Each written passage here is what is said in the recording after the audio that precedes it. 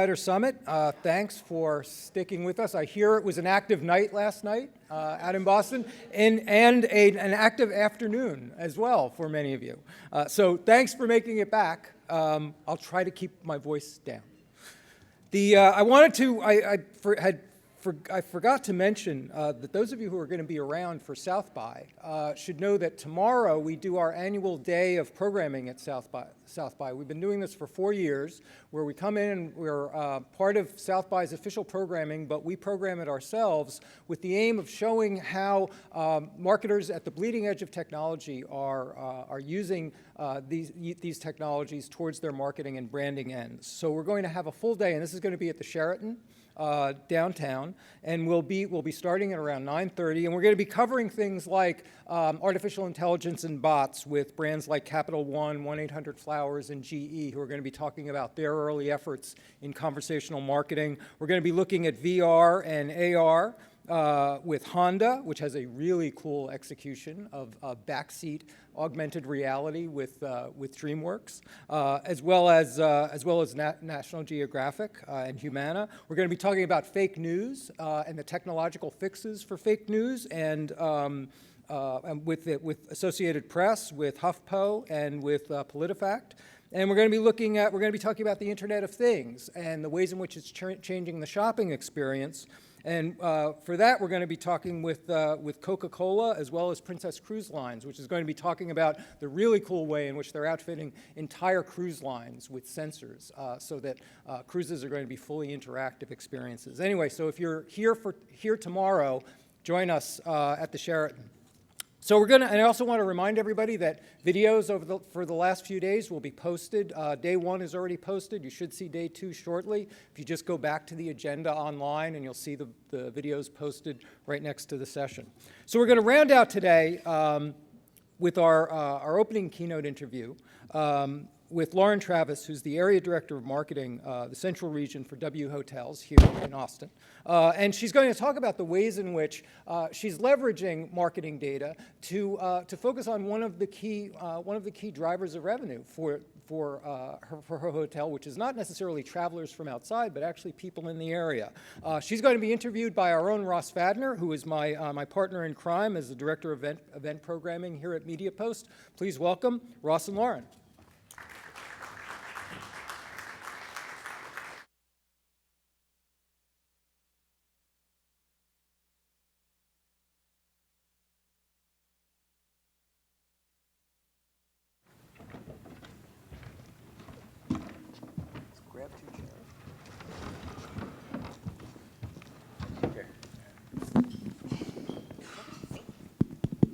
This is on. Hello, everyone. Hi. Good morning. Hi, Lauren. Hi, how are you? How are you? Good, thank you. Thanks for having me out. Well, thanks for coming. So please start by telling us a little bit about your responsibilities at W Hotels. Okay. So I am the kind of dual titled. I'm the Area Director of Marketing for the Central Region, and then also, which includes 2 hotels in Chicago, Minneapolis, Dallas, and then Austin. And then primarily, I'm the Director of Marketing for W Austin, the hotel. Mm-hmm. So for the Central Region, essentially, I oversee each W property has a marketing manager on site that is responsible for all of the local property marketing that they do in their respective areas and cities. They have a dotted line to me, so I oversee all of their marketing efforts. I help them with their budgeting, with navigating the hotel and the issues that they have, in working with the different departments. So I'm kind of their guide to that. I train all of them as well. And then for W Austin, I like to say I'm a advertising agency, branding agency, graphic designer, sometimes PR, all rolled into one for the hotel and even operations. Wow, you yourself, my goodness. Yes, we do. It's a lot of stuff. Can you tell us a little bit about Starwood's marketing infrastructure, kind of where you fit into that? Because it's there's a lot to it. Well, actually, it's Marriott now. It's not Oh, Marriott. right, Marriott. Actually. Pardon me. Yeah. But yes, so within Marriott, W is completely separate. Right. So the W brand team consists of, the VP and, a brand director and a couple of other people that really set the tone and the brand identity and create the overall passion points for W. So with W, it's fashion, music, design, and fuel, which is our new one, which is fitness and healthy lifestyle related. So within that, there's also, so that kind of sets the tone overall for the brand. And then on property, there's marketing on every single property. And then we also work with field marketing. Field marketing handles, they're the only ones within the W brand that touch different brands across the portfolio. So they do more of our SEO, our digital. They handle SPG, so our loyalty accounts, being able to mail to them. There are a lot of rules associated with that. So, and they also work with our director of revenue management. So basically, the person who sets the room rates and kind of creating additional marketing channels online for them. Okay, great. So in terms of the marketing that you do and the way that you spend media, can you tell us a little bit about the goals that you have? Like, what is your team directly responsible for in terms of delivering? At W Austin, it's really about, each hotel operates separately. So while it's managed by Starwood, Marriott. Sorry, it's very new to me as well. Each hotel operates separately and is owned independently. So W Austin is, we manage the restaurant, the spa, and the hotel itself. So really, overall, while I market the hotel, my primary goal is to focus on driving revenue for the bars and the outlets and the restaurant. So essentially, I'm responsible for kind of creating that experience, getting customers from the hotel that are staying in from out of town down to experience the bar and out of their rooms, as well as really driving that local business, which is key, especially during the summer months when in Texas it's so hot, nobody really wants to travel here. So to kind of drive and keep that revenue alive. Yeah, and South by Southwest is coming up, so it's already here. So yeah, well, exactly. It starts today, doesn't it? Yeah, more or less. It does. So how is that sort of a different time of year for you than the summer? I mean, It is. South by Southwest is honestly probably my favorite time of the year. It brings in a lot of innovation and tech and incredible ideas and experiences from the event side. It's one of my favorite times to be able to go out and see what people are doing, the new technologies, how they're activating an event. The hotel is absolutely just abuzz and insane with, excitement and people. So it's a lot of fun. Nice. All right. Well, let's get into a little bit into the marketing and the way you're spending media. So what is the most important media to you and your team? Within Austin, it really depends on the outlet, whether I'm doing the restaurant, the spa, or the hotel, and then what I'm wanting to market. So for the restaurant, I do mobile precision, the restaurant and the spa, mobile precision, targeting ads. I do a little digital, and then print, believe it or not, for the restaurant is a really big driver. We do some print for the spa as well. And then for events, we do a lot of online digital news sources within Austin. Austin's kind of a different market. I was at W Hollywood for 4 years before, and so coming from LA back to Austin, it's very different in how you market and being able to reach people. Austin's a little bit of a smaller market in general, and so really kind of staying connected to that local community is key. So print's, let's talk about print first. Okay. It's kind of counterintuitive maybe to some folks. Everyone's talking about print dying or whatever, but why print and where? Which publications are you leveraging? I definitely was one of those for a while that thought print was dying, and I just think that everybody's kind of doing it wrong, potentially, right? Okay. And I think it really depends on the market. So in a place like Austin, print is really key. People still really connect with that. My favorite is Austin Monthly. It's kind of that driver, that magazine that people go to for what to do during the summer, where to eat.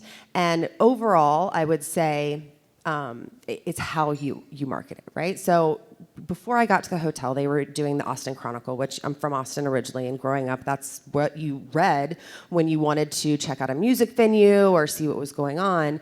And so the hotel at W Austin was running these print ads, and I really had to convince them that that wasn't the best market for us, and that we should concentrate our dollars on Austin Monthly. And so I started, it took a little convincing, but I started putting together for the restaurant these double-page spreads. So really making a big splash and doing something very different, particularly for hotels, which the hospitality industry can sometimes be a little behind that innovation when it comes to their marketing efforts. W is completely different and an innovator in that segment, but essentially it was, in the restaurant I had a need. We needed to drive lunch business, and so we've put together these packages that came with we call it lunch on the fly. So you get a main, a side, and a cookies to go for $12, and free parking downtown, which in Austin and I'm sure most places is a hot commodity. So I took a look at it, and instead of doing what most people do when they overload the page with content, I kept it really simple. Actually, I have an example of one. It's actually behind you on that side. Yeah. Oh, and there too. Oh, and in front of us. Yes. So there it is. In order to promote the different benefits of our restaurant and the lunch special, essentially, I made it funny. I made it catchy. I focused it. So this one, for example, you get homemade cookies to go. This was during December. It said, "Two can play that game, Santa." I kept it really light. This is a double-page spread. It always ends up on like the second or third page. So, free parking, put that in your brown bag and shake it. Then I switched. So I ran the, there were 3 ones that focused on lunch, and we could tell that was the only difference in the marketing and advertising that I've done in the past year. And lunch covers are up over 20% at this point. So it's really driving that revenue. I've also been able to tell that it's working because people in the city are talking about it. Even Lindsay over there with Cultivate didn't know, that's my PR person over there, our PR agency, but she did not know that I was advertising. And so she called me one day and she was like, "By the way, I look forward to my Austin Monthly every month now to find your ad." And she goes, "I always laugh out loud." There you go. And she wasn't the only person that's been saying that. So you can really tell kind of what's working. So with brunch, that's our current focus. It's $1 mimosas. You'll tell your grandkids someday. So really kind of the content is driving the benefits of the advertising and print.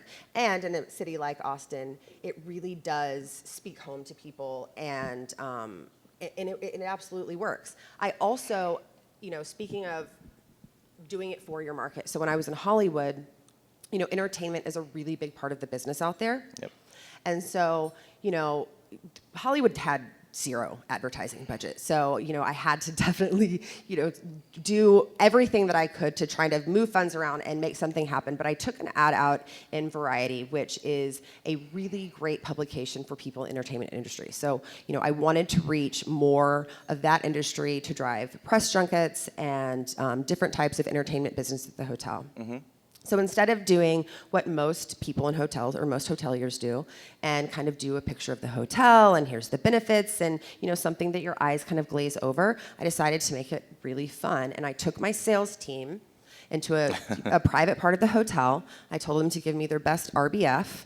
And, we created a scenario where it's about meeting the cast, which is a very Hollywood thing. And so in a publication like Variety, where people are, in that industry are really, entrenched in it and really read the articles instead of just flipping through for the pictures, this was that ad that kind of made them stop and think. I also coupled that with an email campaign to our database of all of our entertainment guests, where I took some of the salespeople out of there and gave them souped up personas of themselves, so characters essentially. So for example, one of the girls actually was a prima ballerina, and so I said, she's an original LA local, a prima ballerina. She's flawless in execution. When she's not hosting lavish dinner parties, she's crashing them. And so built these character profiles for each person. That became a best practice within the region, as well as brought back 3 major clients that we had lost in the hotel and generated, a significant amount of revenue in, just out of these 2 campaigns combined together. By clients, you mean corporate clients, right? Yes, with corporate clients, yeah. yes. And so essentially, I think, print definitely works, but it also helps to couple it and cross-promote it within other channels. I like how disaffected and cool everyone looks. Yeah. It's great. Yeah, they were great. So, LA is a good. You were talking about Hollywood a lot, and obviously, and it's a good segue to talking about event marketing because that's huge in LA. It's probably huge here Austin, too. Absolutely. So, can you talk a little bit about your event marketing program and sort of how you leverage cross promotions and sort of working with promoters and other third parties? Okay. W is really an experiential brand. It's a lifestyle brand. So the experience that you have on property is really, really important. We're not just a hotel. We are your home away from home. So activating and keeping those events in touch with our passion points is really important. So I was in LA. I'm from Austin originally, and I was told, so when W Austin opened, it competed with the Four Seasons. Austin really didn't have a lot of competition here. So, W Austin really was that leader, and we called it fishing with dynamite. They really didn't have to do much to get the business because there wasn't opportunities or options for people coming in. And now, since we're on, the #1 Forbes list and the #1 place to move and the #1 place for millennials and to get married, and it's literally bringing in people daily by the droves. But so it created this market, and the competition for hotels, downtown Austin alone has increased by 55% hotel rooms. So it's completely changed the market.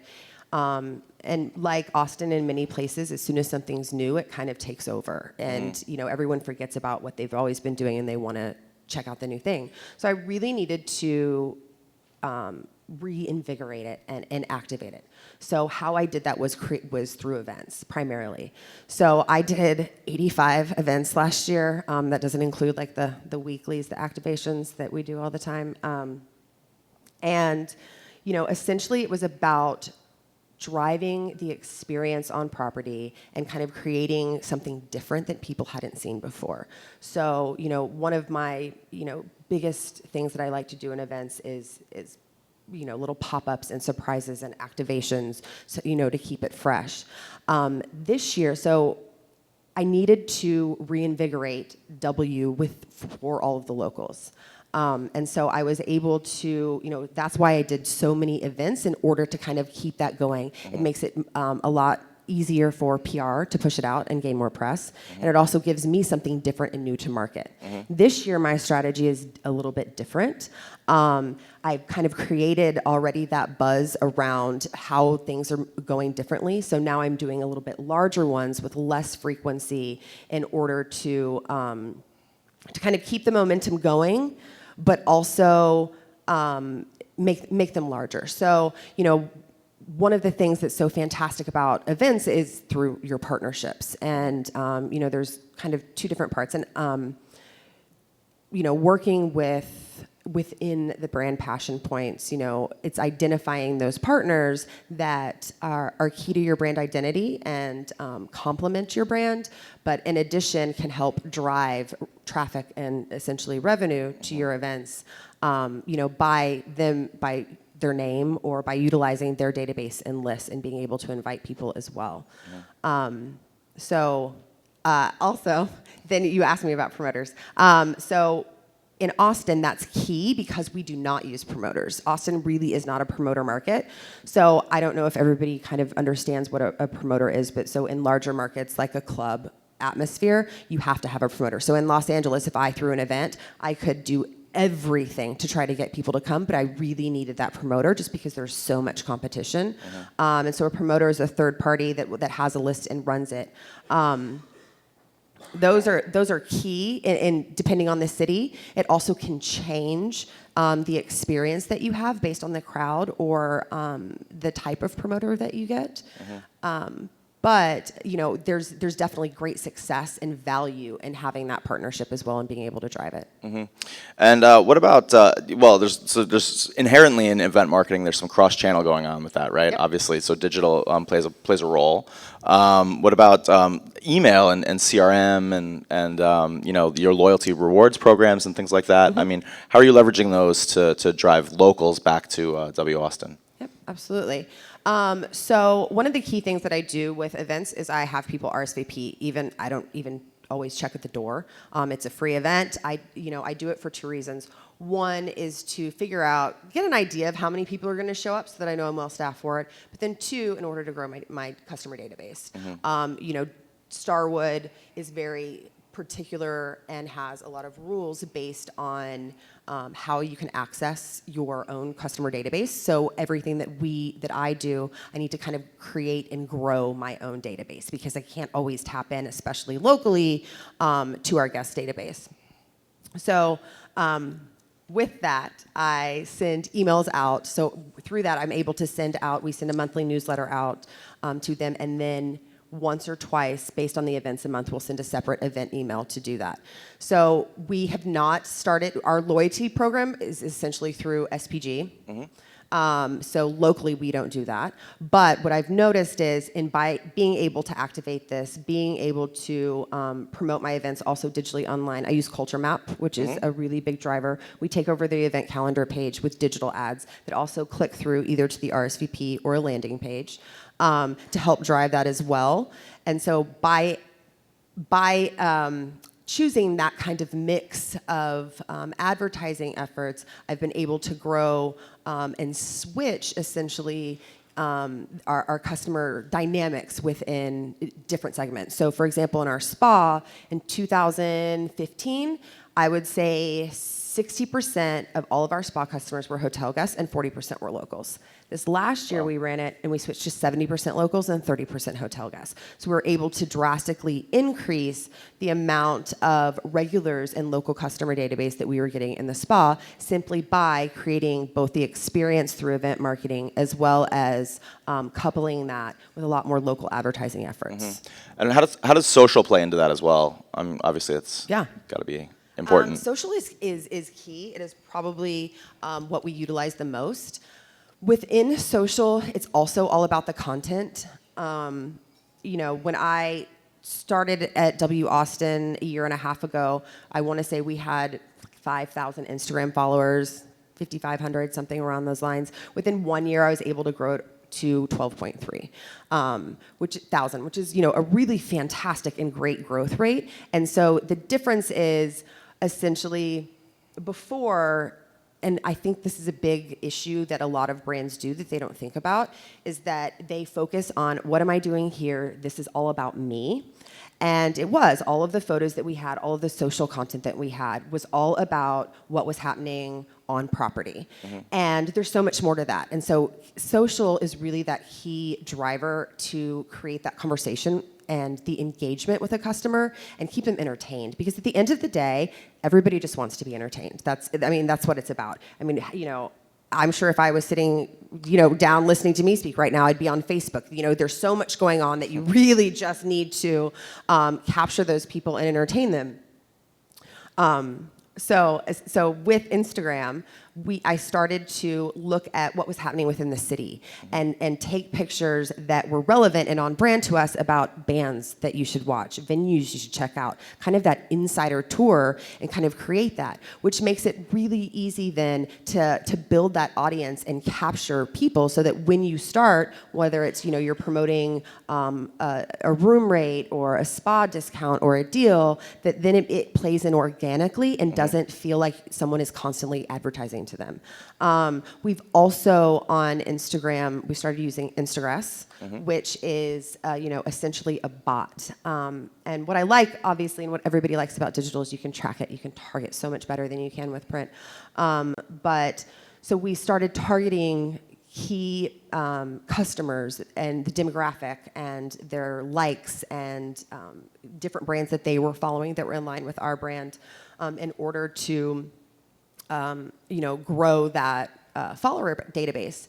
And so, there's basically, Instagress goes out and there are different bots. I like Instagress. We've tested them all. We tested them at the same time to see the conversion rates were better, and Instagress for us worked the most. But it goes out and finds those people that that are in line with your brand or in your target and likes their photos and unlikes, or likes their photos. Then it can follow them and unfollow them, so that you're not all of a sudden, with 10,000, for me, it would be 50,000 followers, and I only have, or people that I'm following, and only 12,000 followers, right? That mixes off, so it will like and unlike. So even as an individual, I'm sure, when you look on your own Instagram, and you're like, oh, I have a new follower, I don't recognize who this is, and you click on it, how many times do you end up following that person? So it kind of really creates that organic reach. It's not buying customers or buying followers, which when social first came out was really kind of that standard, and then you ended up with a bunch of people that didn't care about your brand and didn't want to interact with your brand, and so this is a really great way to do that. It also allows, we were talking earlier, it also allows for like an automatic bot and an automatic comment. Danger. Yeah, I know. So you can go in and essentially type, great photo feed, which I'm sure you all get on your own Instagrams. So that's, a fake bot. It's not actually the person. But within the hospitality world, and especially with W, that's not what we want to do. It's all about being personal and having that personal connection. So other than, using the bot to like things and to follow, every time that W Austin comments on someone's photo, it's actually us doing it. So I really like the bot. I think, though, that when people start using it to make it completely automated, I think that's when it's going to start to fail. And I think then that when it's not going to be as effective as it would be. The whole key about social is to keep it, is to keep that connection with your customer database. And Instagram is far and away the most important one for you guys, right? But what about Snapchat? Are you using that? We are using Snapchat a little bit. We use the big mix, and it's interesting over the years to see how that changes. Facebook was the huge driver, and they changed their algorithm so much, so it's hard to reach your own, 20,000 followers. I'll post something for my 20,000 followers, and really only 1,000 actually get to see it. So you're constantly having to promote those articles. Then there's Twitter. Then came Twitter. And, we really saw that it was a great driver for events and kind of keeping that local. I'm finding that, as time progresses and as these kind of new media forms come on, that Twitter, while still very active, it kind of seems to be a place for more rants and, fights and whatnot, as it is, posting really, really great content. Instagram is fantastic for us because you get a photo, right? There's a comment and a photo, and photos and that visual message in post is really key to our customers. You get to show people what they're going to experience instead of just telling them. And even in addition, so on Facebook, whenever I will do a post and boost it, so when you go and you set your targets and push that out, a lot of brands, I think, make the mistake of posting flyers and, text and copy. And, that's not going to work as either. We see a much higher engagement when you post a really, really cool photo. And so, how I choose that content is, so I've been doing, I brought back this 90s night, it's a happy hour. It plays into Old Austin. I mean, it's a very cool event. So, in order to promote that, both on Instagram and Facebook, I take pictures of the 90s that we have. We have slap bracelets, and make it really interesting and fun in order to promote it. And, all that you'll see in the fact that I'm doing this 90s night is a tiny little line in the caption, either whether it's on Facebook or on Instagram. So it really becomes that driver, and you see a much higher engagement on posts like that as you do, than you do one where if I had posted the flyer and said, 90s night on Friday from 5 to 8, come join us. So it's definitely a really key driver. It's also great because it gets to show and visualize your brand to other people as well, and what the brand's passion points are. Wouldn't 90s night be a little counter to the W image? I mean, grunge and like flannels and. Yes, Just wondering. yes and no. So, agreed. Yes. There's a lot more to the '90s than that, though. But Well, yeah. essentially, every W, with under the W umbrella, they're all very, very similar. They have a similar feel. You definitely know when you walk into one, but each of them is different and has a design narrative based on the city that they're in. So Austin is a very different market, right? So I'm sure anybody that lives in Austin understands the old Austin versus new Austin and what's happening. And so there's a lot of that local kind of issues around the new changes that are happening to Austin. And so by doing this kind of throwback night, I really wanted to highlight old Austin. So, I mean, I grew up in Austin. I moved away for 10 years, and I came back a year and a half ago. And so I grew up in the 90s. I mean, I was running around town with my fake ID like everybody did, and, grew up. I saw original Antones Scabs at midnight on Tuesday when I was like 16. I can't believe my parents let me go, but they did.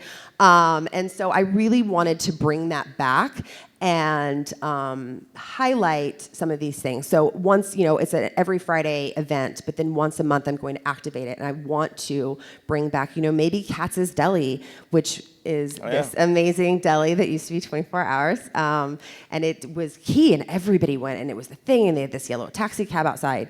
What if they come back and do a pop-up? Do we get the Scabs to play and kind of reinvigorate? And I think as new people move into Austin, these new bigger brands, I think where they're going wrong is they're not playing into and keeping original Austin alive. Mm-hmm. And I feel like if more people coming in would take old Austin and absolutely, it's innovative, it's new. This is 20 years later essentially, but let's pay homage to it and pay respect to it, and it's really working. In addition, the fact of the 90s, for W, a great target market is 30s, mid-30s, early 40s, those kind of mover and shakers, and those were all the 90 kids. So it definitely works in regards to being able to kind of do a little throwback and speak to it.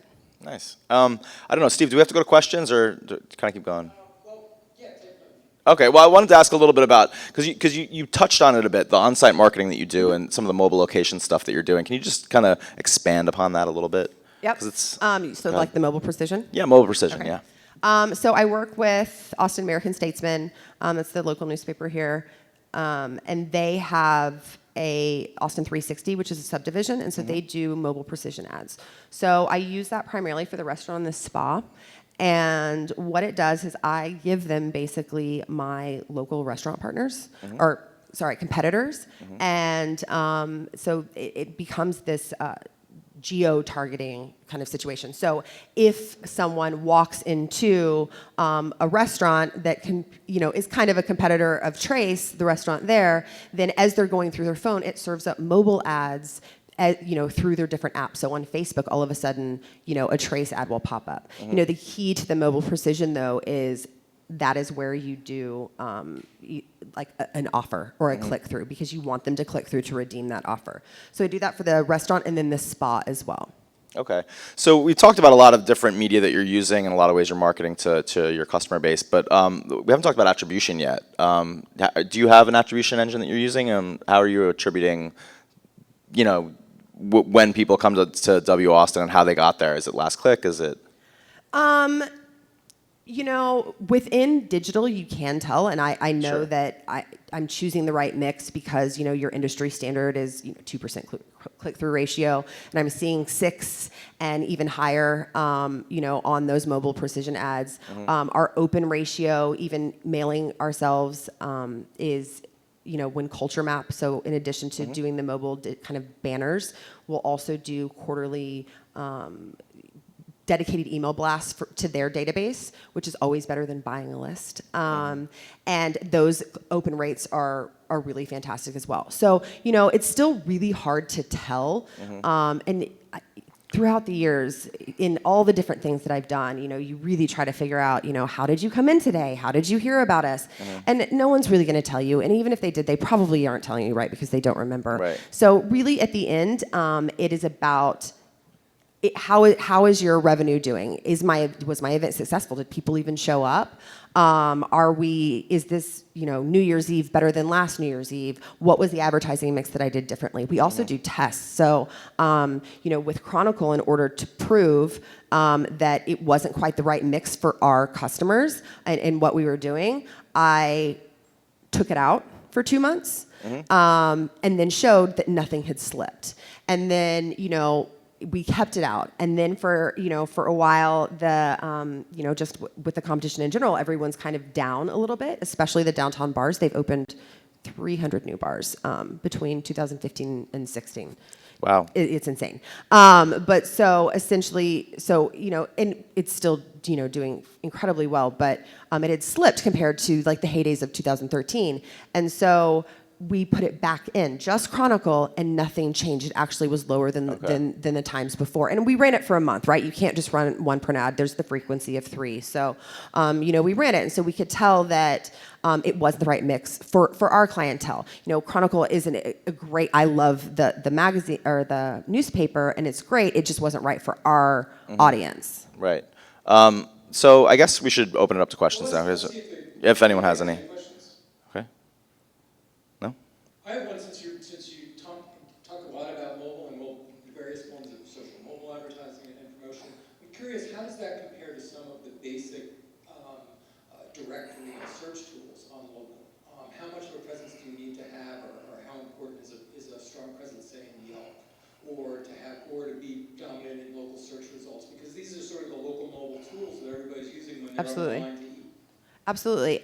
So with the restaurant specifically, Yelp is key. It is key. So we do Yelp advertising as well, and really make sure that we are responding to all of the positive and negative reviews that you get on Yelp. So that is key. In regards to search terms, we are consistently twice a year, essentially, we go and we do a complete audit of the back end of our website and make sure that we have optimized every keyword, every meta tag, and kind of keep that fresh. And we run diagnostics on it to make sure that we're staying up there. And then we all individually do it. I have a Mac and I have a PC, so I run it from both, and I run it from Explorer, and I run it from Mozilla, and I run it from Firefox to kind of see exactly how it's even running on the different platforms, because it doesn't always come up the same. Mm-hmm. Well, how do you prioritize all of that? You've actually through a broad range of social channels that you're working on, but you have a limited staff, and you've got to decide at the beginning of the day, is it more important that I keep up my Yelp presence and answer that comment, or do I run this next Instagram piece? So I'm curious, how do you prioritize in terms of relative importance of these things and actually driving the business? Well, I do have people to help me a little bit. But essentially, it's about, in essence, that immediate need. So with Yelp, we're up there, we have reviews, we have that kind of advertising and marketing campaign rolling. So I don't need to sit there and monitor it necessarily. Instagram, we do. So, every Monday they change the lunch on the fly specials, so we do a photo shoot. And so we prioritize how that works. It also, I think, depends on what exactly you're trying to push and what your focus is. If I am trying to push an event, I don't worry about any of my Yelps or anything along those lines. It's all about the social and the immediate digital so that I can reach someone. If I want to promote a longer program and kind of a more like a branding piece of advertising, then that's really where we drive it. And so we really look and are strategic in regards to what our focus is, quarterly, monthly, and even weekly. Great. Well, I think that's it for me. I mean, if there's any more questions from the audience. No? Oh, there's one in front.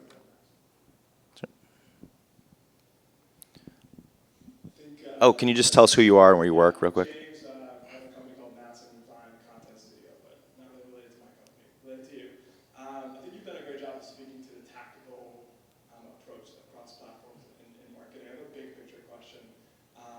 From my point of view, W was one of the first brands to go down the boutique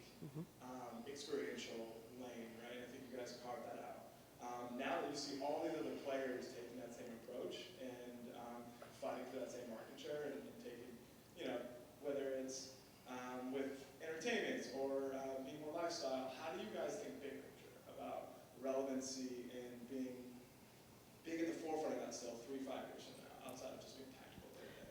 Absolutely. So I think there's a lot of pieces to that. You know, with the merger of Marriott, it told us essentially, you know, one of the reasons why they bought Starwood or were interested in it was because of the W brand, because it was that innovator. It was the only lifestyle boutique brand that was able to grow and essentially become a chain, and grow internationally as well. It sets itself apart because it is tied to such a larger brand that the SPG benefits can't be touched. It cannot be touched. And so currently, even with the Marriott merger, you know, they're keeping the Marriott reward points. I'm not sure, I can't remember what the name is called. And then the SPG separate, and they're figuring out how to link your accounts, and they're really working out because Marriott sees a lot of benefits in the SPG points.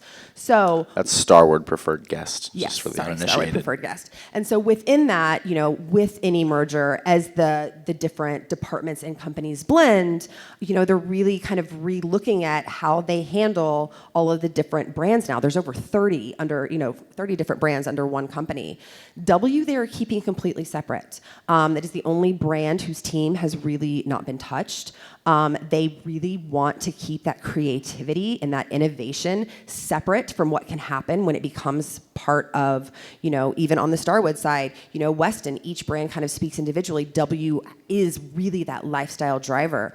So I think, you know, to kind of further answer your question, it's about, you know, keeping that identity separate and really looking to drive that innovation. And one of the great things that the W brand team does is through these passion points is they create these incredible partnerships and use their, you know, their enormity in the name to be able to get, you know, CFDA a partnership, or, you know, they do the series called What She Said, or we do a series called What She Said, where it's about empowering women, and they bring these different entrepreneurs. They launched it last year during South by with Who, What, Where, where basically, you know, it talks about the inspiration and how they got where they are, you know, and if it wasn't, you know, so this year they've worked with Rachel Zoe, Diane von Furstenberg, and so really kind of being able to utilize those partnerships and kind of drive that creativity, I think is what will continue to set them apart. You know, it's interesting, and I've heard it, right, being in the hospitality industry now from different people, that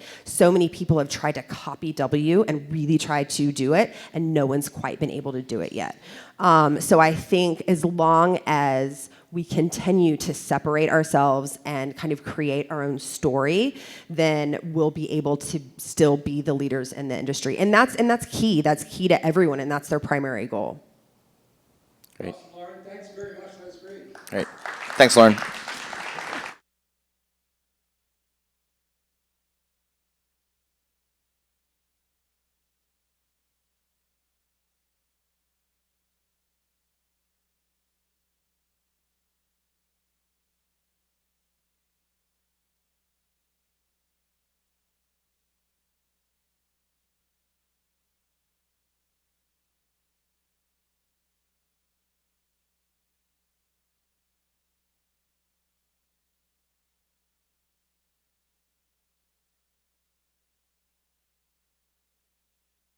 And for any organization to create in and of itself. So we wanted to have a panel that talked tactically about content creation, how it's parsed out, how one works with partners to get enough and to get it channeled into the right paths. Taking the lead on this, we have yet another Austin local, John Ellett, who's the CEO of Enfusion. Goes back to the days of working with Dell, but also is the author of a new book. Tell us the title again, John. CMO Manifesto. CMO Manifesto. Yep. Please welcome local John Ellett. Hey, good morning, everybody. The hungover crew. Thanks for being here and being almost awake. We appreciate it. Hopefully this will be the icing on the cake of 2.5 days of great content. So we're going to end on the subject of content. My day job is CEO of Enfusion, which is a demand generation agency that does planning, performance media, and content. So that's how I'm connected to the topic of content. I love the W Hotel in Austin. That's where we're having our South by Southwest event on Saturday night. So terrific. My favorite, though, is the W Hong Kong. If anybody been to the W Hong Kong, if you get a chance to go, it's awesome. I'll have the panel introduce themselves this morning, and who are you, where are you from, and what does content do? How does that fit into your day job? Hey everyone, Chuck Gannon, work at LL Bean, been there for 3.5 years. I oversee their advertising, social, and influencer programs. And from my perspective, content is an all-inclusive situation where we're leveraging our internal teams as well as our agencies to basically produce and distribute as much as we can. And we'll get into more details on that, so I don't want to take up too many people's time here. Hi everyone, and I missed last night. It sounds like it was a good time. Krista Nolte. I am also kind of lived in Austin most of my life, but had the fortunate ability to live in Europe and Colorado and some other places as well. But I'm back in Austin, which is definitely home for me. I work at HomeAway. I've been there for a little over a year, about a year and 3 months going on that. For that, spent a lot of time at Dell, consulting, and also a CMO at Exclusive Resorts, which is a luxury travel company. And for me, content is probably 70% of my job today. We create content for the entire organization, whether it's digital channels or traditional brand channels, content for the website, blogs, emails, et cetera. So it's something that I'm living and breathing on a daily basis. Hello, everybody. So I am Ryan Pitalak, co-founder of Unique Influence. We're a social advertising agency that's part of the MDC network of agencies with offices in New York, LA, and Austin, and work with a bunch of great brands through our assembly relationship. Expedia and HomeAway is an example of that. In terms of how content plays a role at Unique Influence, specifically in the social agency side of the business, really content, as we were hearing earlier about the W Hotels, that creative that you see really powers whether or not somebody is going to be interested in the advertising that we might run for them. And so for us, it's core, and how we get it and how that happens is something we'll talk about. Hi everyone, my name is James Shawnee. I'm the founder of Madison and Vine. We are a content studio with the premise that emerging filmmakers have a big part to play in storytelling and content creation. And philosophically, we see content as a means to tell stories and to engage and have a two-way conversation with your customers and your consumers. And we feel like we've invented a new model to do that at scale. So we'll talk a little bit about that. Great. Let's start at the beginning of the content process, which is planning. As folks rush to content, one of the things I've noticed is this phenomenon of random acts of content. We're just producing content to produce content. How are you going about the process of planning, and what one insight from your planning process has worked for you this year that others may be able to replicate? Yeah, so at LL Bean, we have, from a social perspective, we actually have a social board, and it follows kind of the newsroom type process where we have key stakeholders from different parts of the organization come together and kind of pitch ideas as to what we want to produce and distribute across our different channels. So that's really helpful to get a holistic view of what we're doing as a company, as well as being able to source different ideas from different employees. So that's one way, and then we're also leveraging in a big way user-generated content. We're lucky enough to be a brand that people love, and so we're able to take that content in and then plan as to when it would be most appropriate to distribute that based on an internal editorial calendar that we're managing on a daily basis and a seasonal basis based on the customer mindset of what our customers are looking for. So. I would like to say we do a little bit of both, because I think there is something to be said about quickly reacting to learnings that you receive that you weren't expecting. And so I would say the two distinct approaches that we have is planning from a customer segmentation perspective, which is nothing new to anyone probably in this room, but it helps to create some of those bridges that naturally are currently like disconnected, whether it be from TV advertising to digital to social, et cetera. So it puts a theme in there, even though those media require a different usage case. But we also do some interesting things with BuzzFeed. We'll just throw stuff out there, and it doesn't even necessarily have anything to do with our brand specifically, but more just like editorial content pieces and bits, just to see what has a virality score and really gets people sharing, and they seem to be interested. And then we jump on that concept and we deploy it across whatever engines that we can. So we do a little bit of a reactionary planning, and then we do some strategic planning around the customer. With your clients?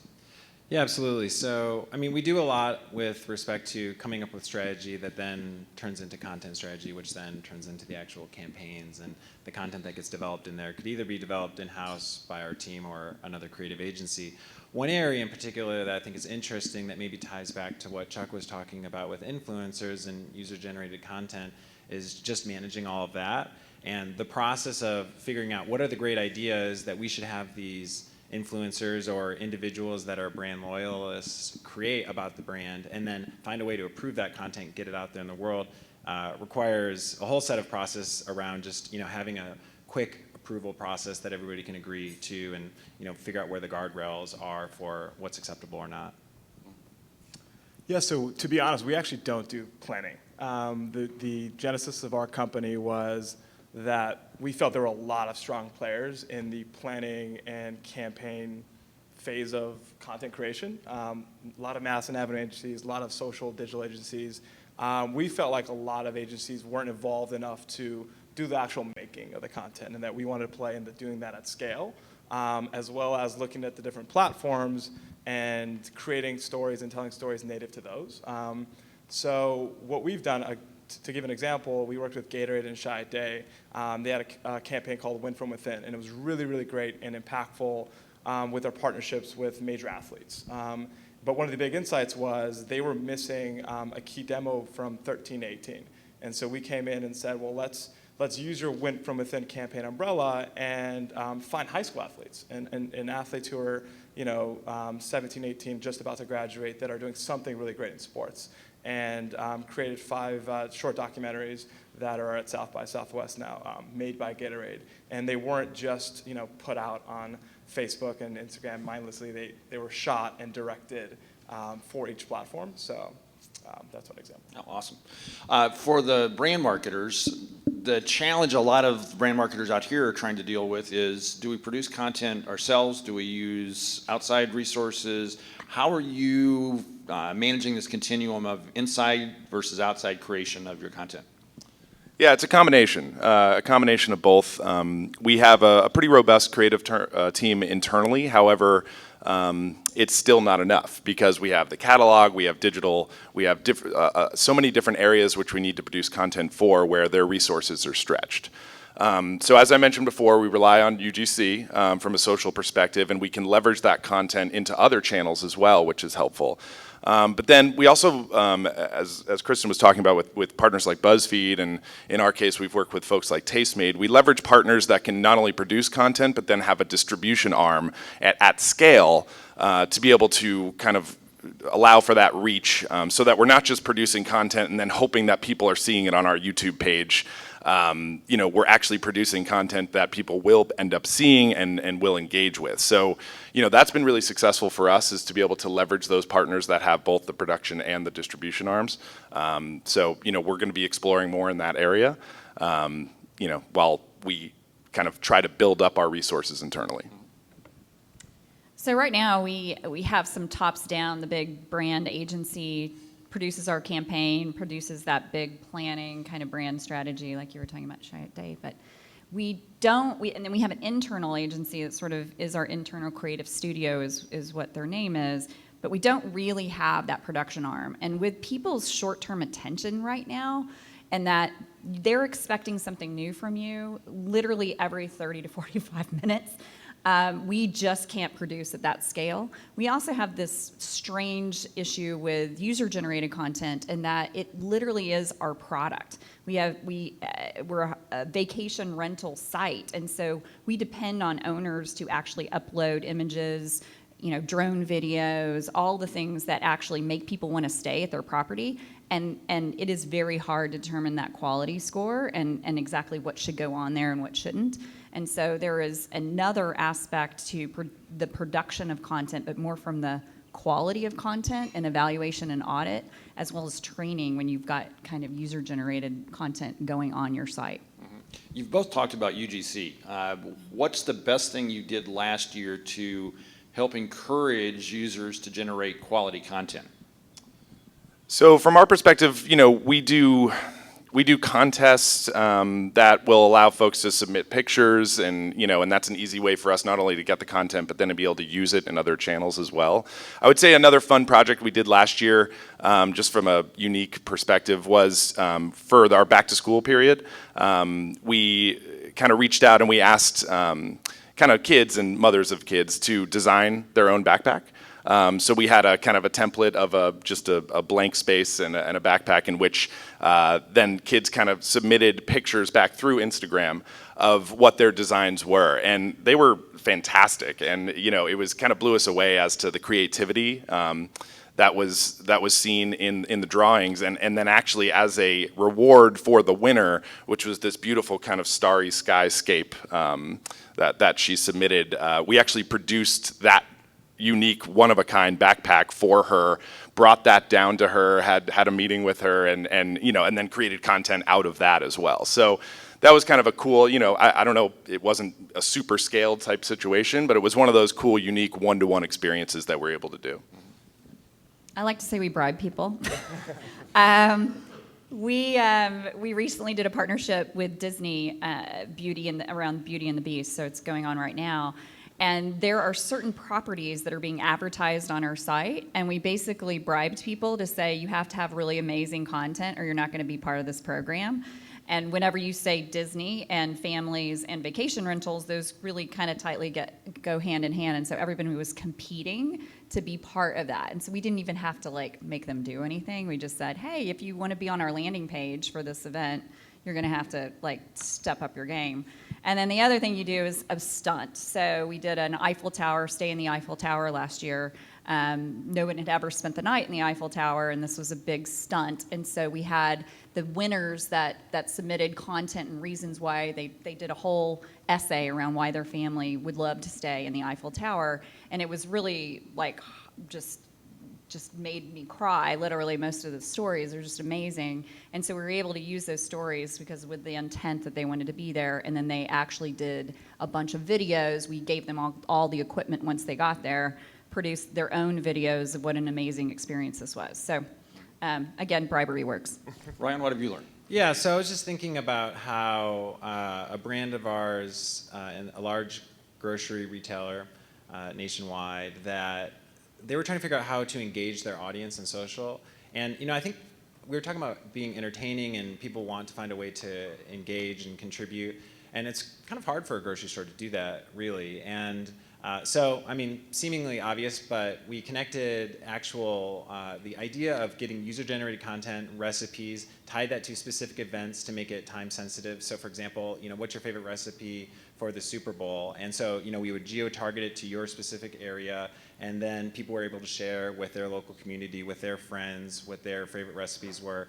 It increased ad recall, which is one of the nice metrics. So yeah, not only did it lead to lots of great engagement, content that they can then reuse and repurpose, build a community and extend that content even further with, but also just make sure that people actually remember the brand, which is nice. For the folks that are supporting brands, I've heard it said that clients get the advertising that they deserve. Right? So what's the smartest thing a client's done to help get great content? And what's the dumbest thing they've done that didn't work?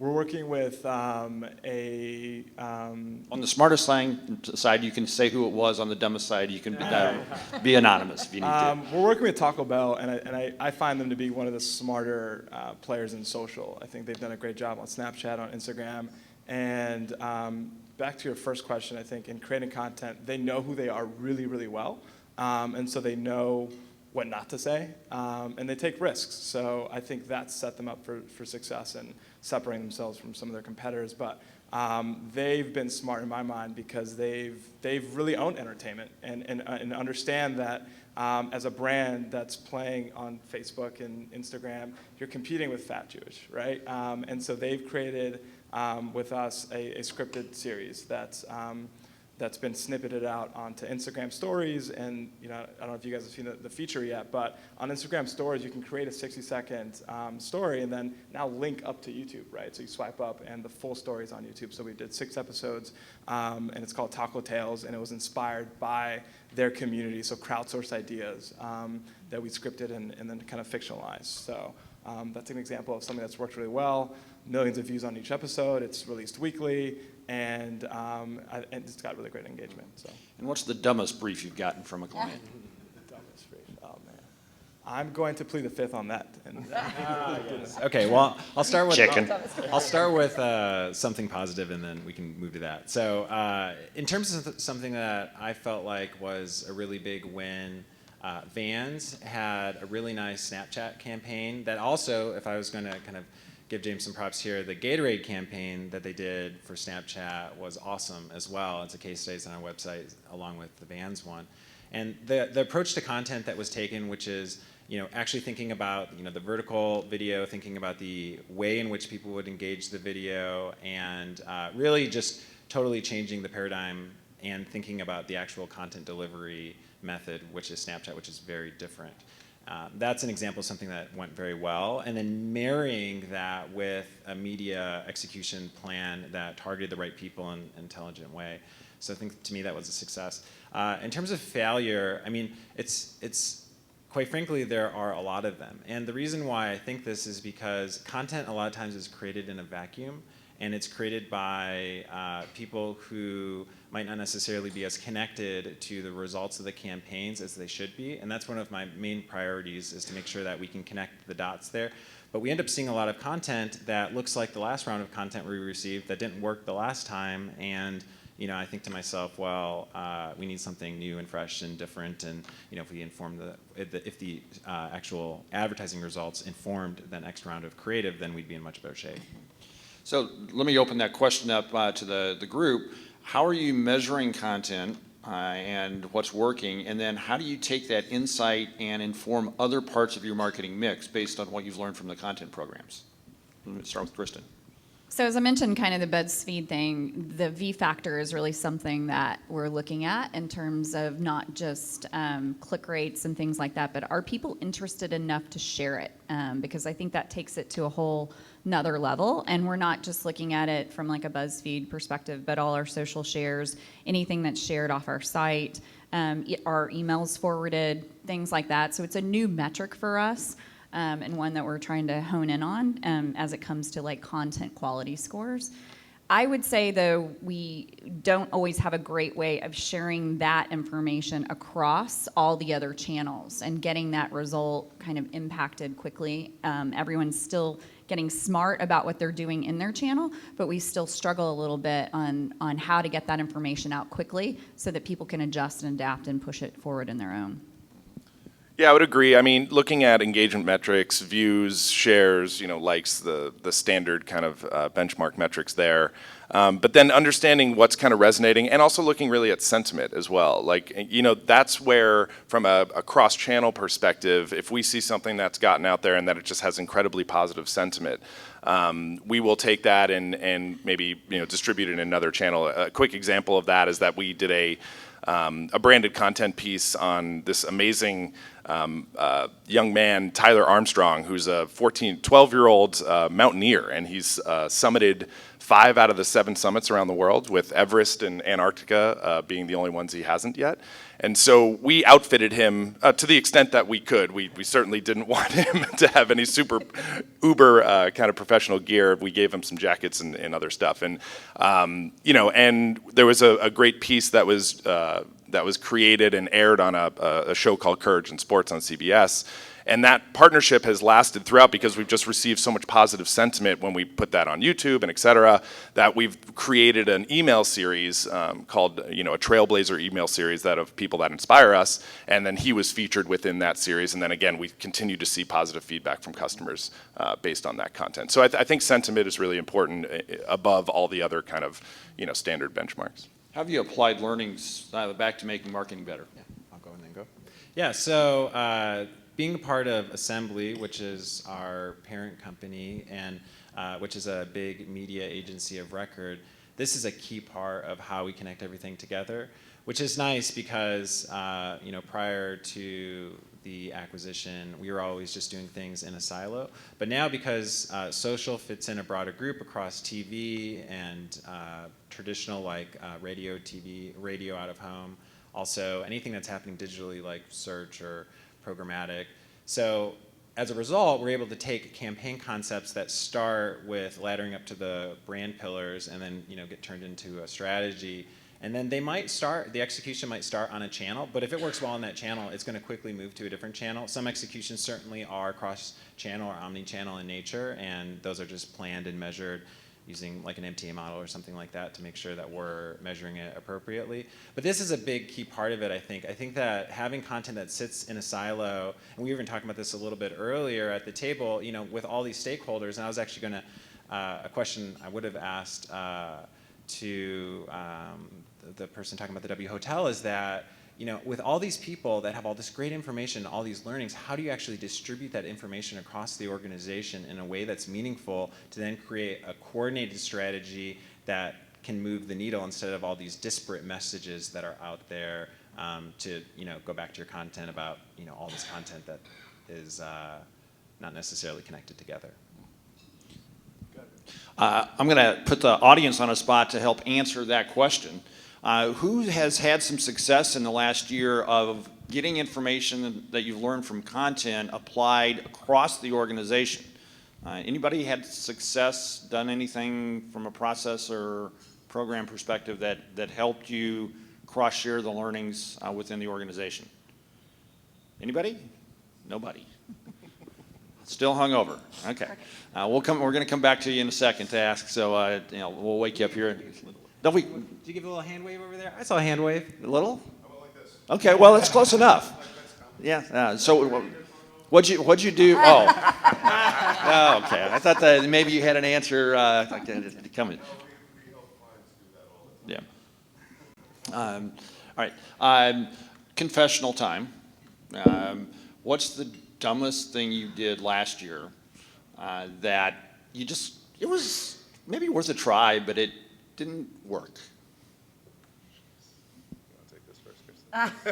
We'll start down this way. You're getting all the hard ones. Yeah. We don't do a lot of dumb shit, man. I don't know. Yeah, right. That's why people hire you, right? I am so sure.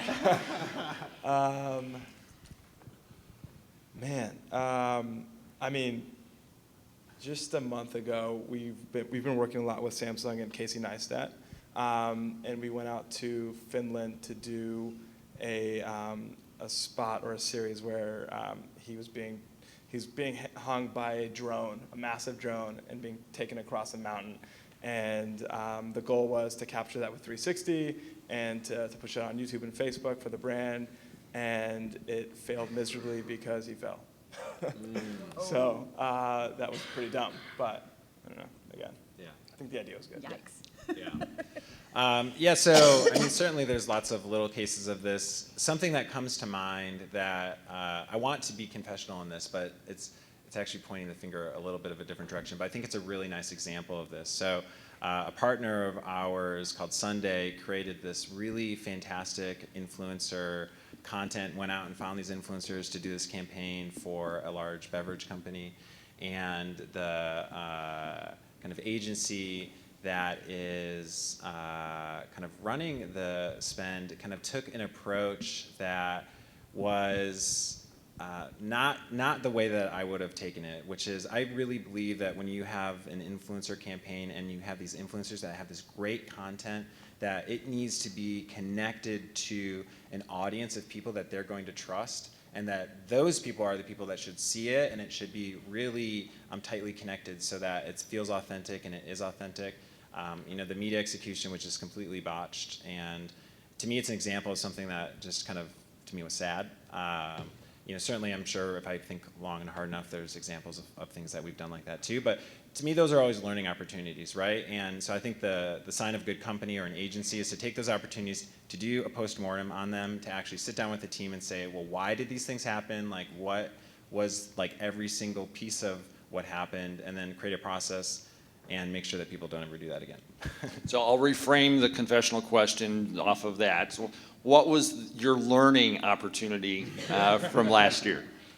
I think from our perspective, it's just trying to continue to be as consistent as possible. As Kristen was mentioning, we also, sometimes a challenge for us is the gap between what we're doing from a super upper funnel perspective and brand TV, et cetera, down to maybe what we're doing on a daily basis in the social space. So, it's working towards trying to have a consistent message throughout that funnel, so that we don't look like two different companies to someone on the same day if they see a TV ad and then a social post. So it's an ongoing challenge, and we're getting better at it. But that would be kind of what I would say there. I would say a big learning for us, we have a combination of owners and property managers that put their properties on our site, and then we're obviously trying to appeal to consumers. And I think our biggest blind spot from last year was not listening. We went through a lot of changes, and people are giving you feedback and they're giving you content. And I was talking to the CEO of Channel Signal earlier, and our Signal channel, I get the name right.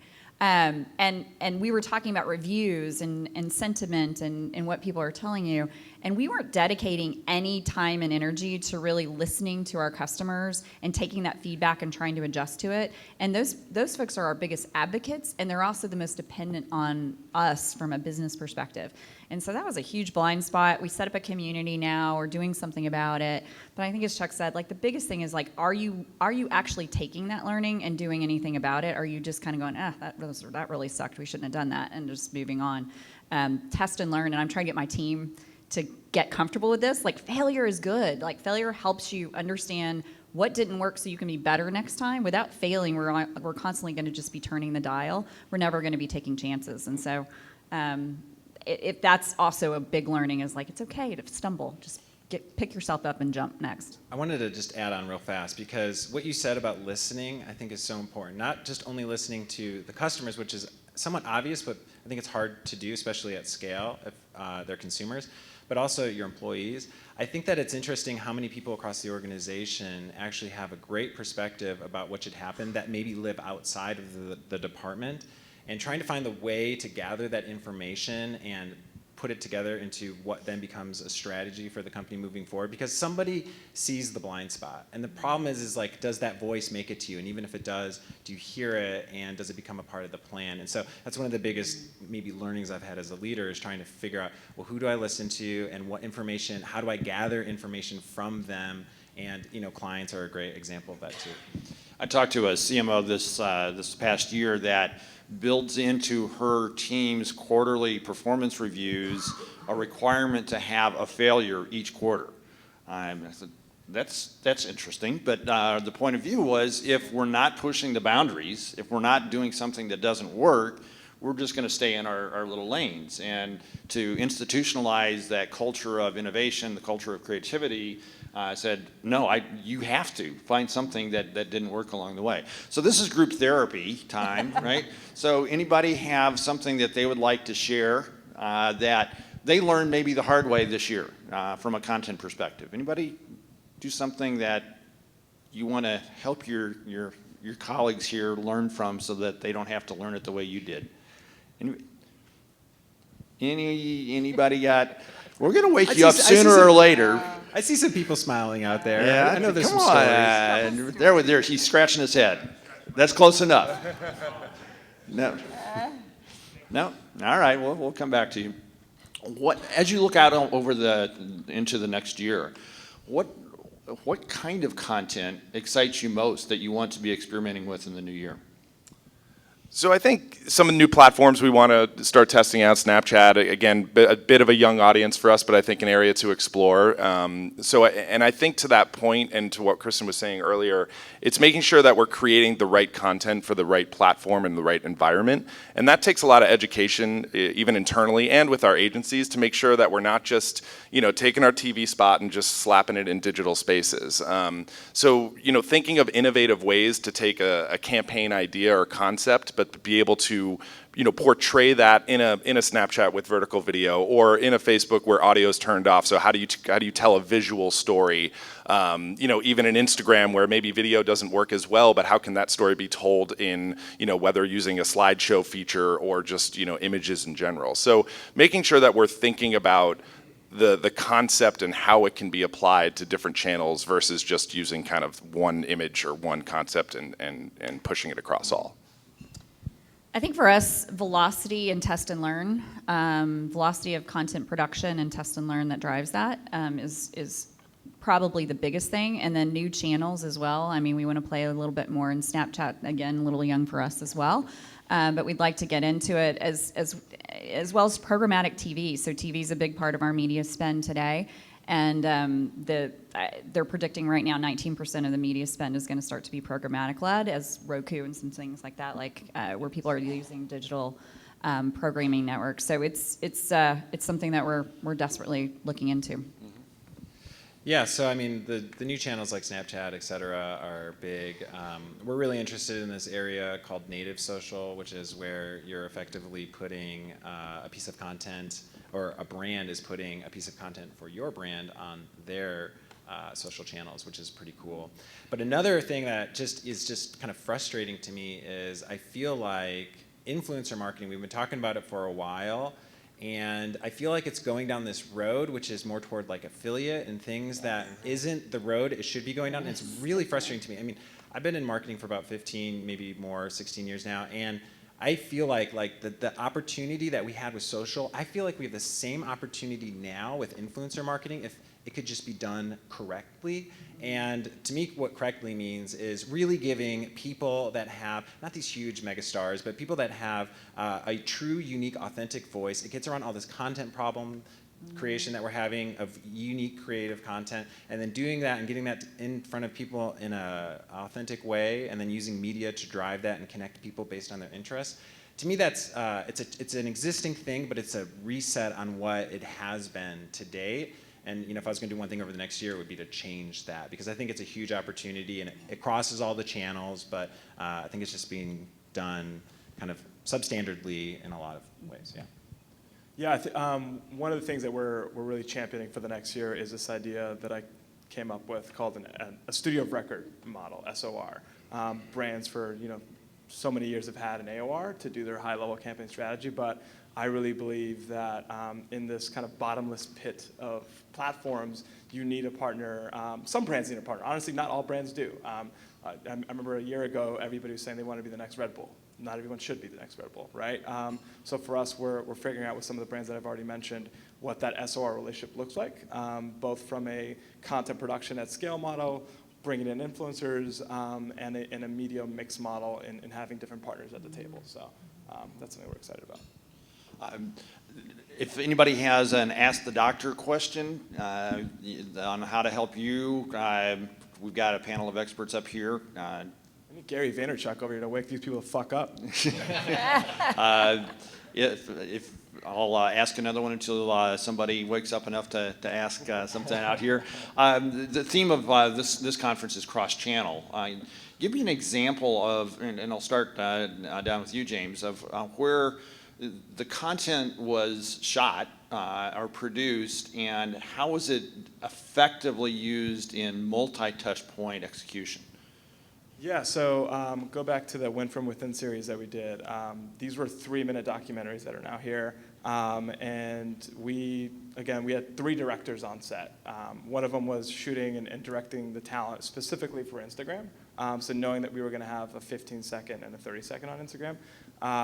And then what was really interesting was the mix across social worked really well.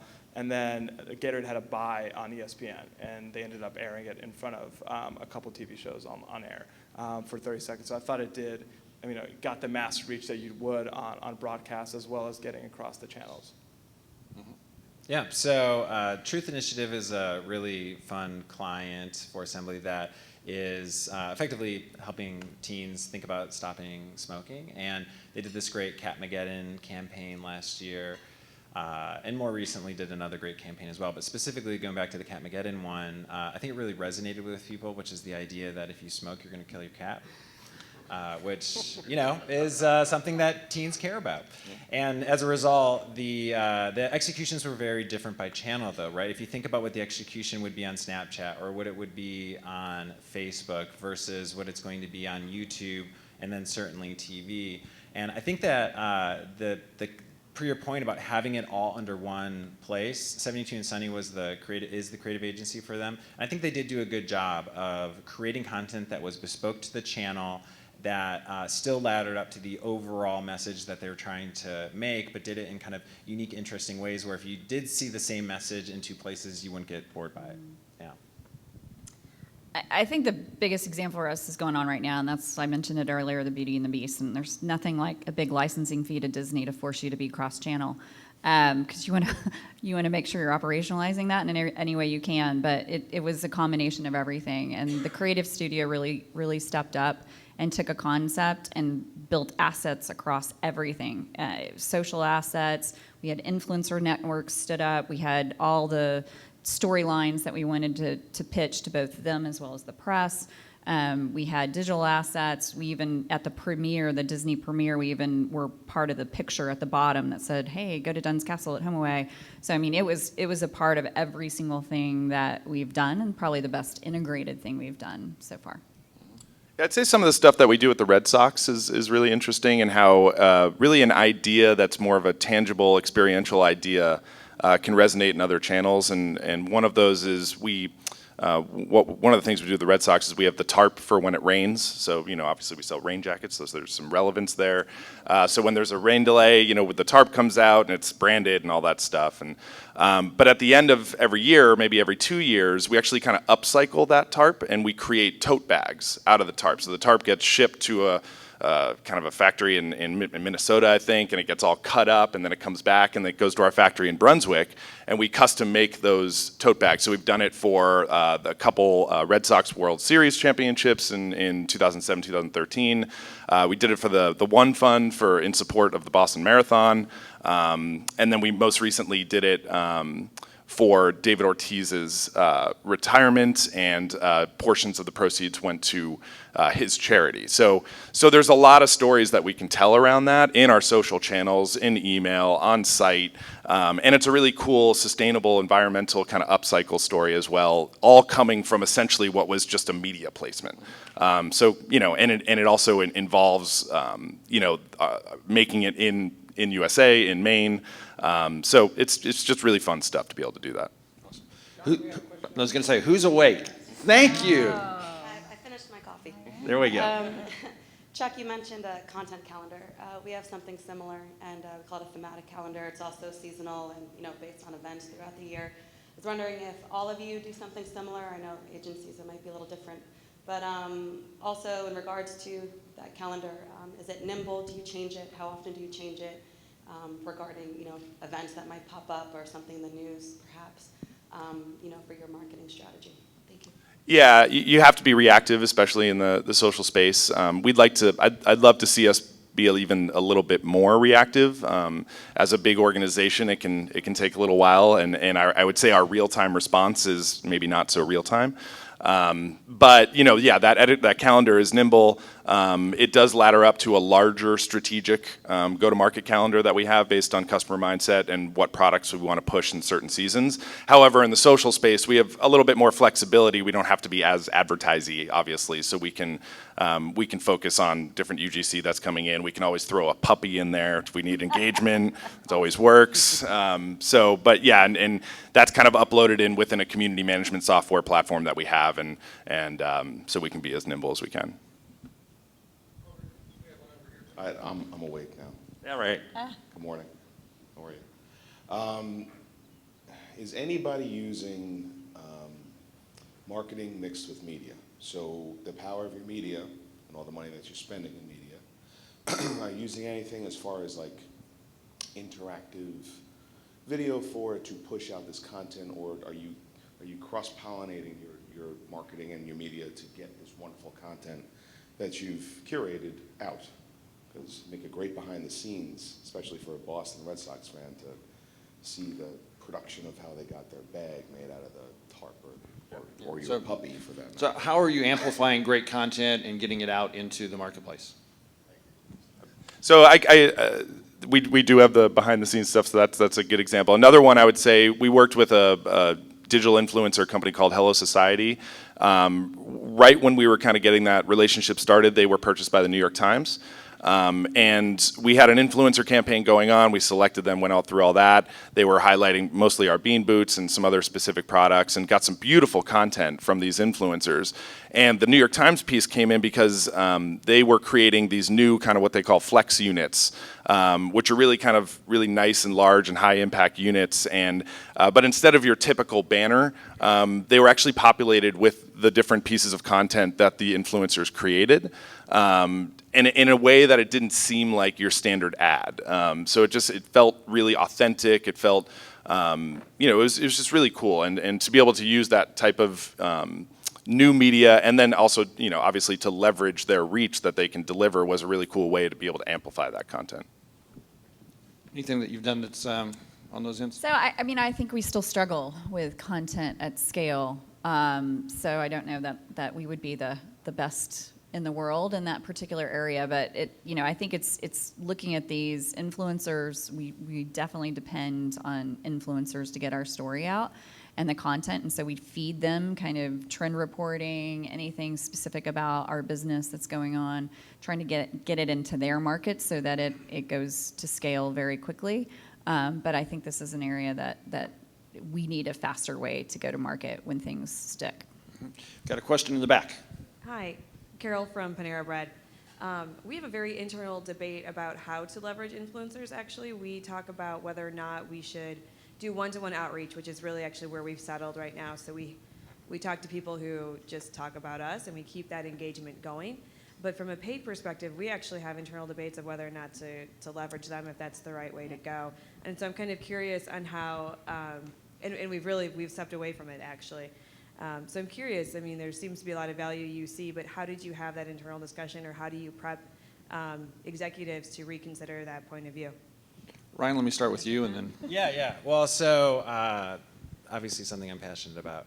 I think the connection between what the content is, so you mentioned one-to-one outreach, and I think that that's the right place to start. And by selecting an influencer who's going to create content that's really fits and is aligned with the brand is a great place to then get executive buy-in, because from that point, and through approval, a good approval process, they know and are comfortable with the quality of the content that's out there.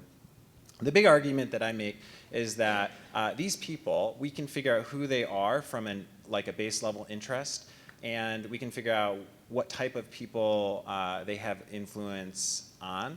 And therefore, when putting together a media strategy, you can take a look at your overall target demo of who you're trying to go after, and then pick the pocket within that demo that most closely aligns with that influencer. And then by connecting those two pieces together, you know that this person who has influence on the group of people that are within your target, and that type of content said in an authentic way would resonate with them. You're spending your media dollars in an effective way. And so really the way that I like to think about it is a media plan that is based around each individual content that the influencer is creating. And if you move towards that point of view, almost as if you thought about the content that you got from your creative agency or something like that, all the thought that you would put behind how you would promote it, then what this becomes is a huge channel of really awesome content that you can then just use to create these really great marketing plans. And I've seen that work from gaining executive buy-in.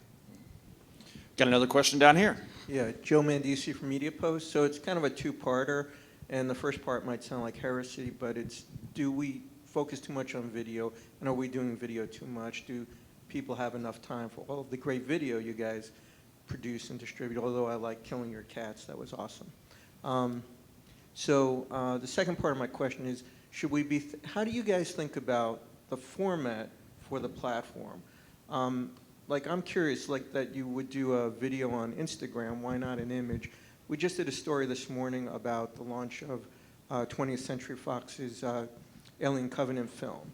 And they're using multimedia strategy to get it out there. And they started with a video, hashtag Meet Walter, which is a video showing this new futuristic android, played by Michael Fassbender. But they also released a poster, which is a visual piece of content that would go on Instagram and other channels. So I'm just curious, how do you think about the format, and where does it start? Like, to me, Instagram is the lowest unit of experience. And then, you know, YouTube, Facebook, other things allow for richer, deeper experiences. I'm just curious how you guys think of that. I think, go ahead.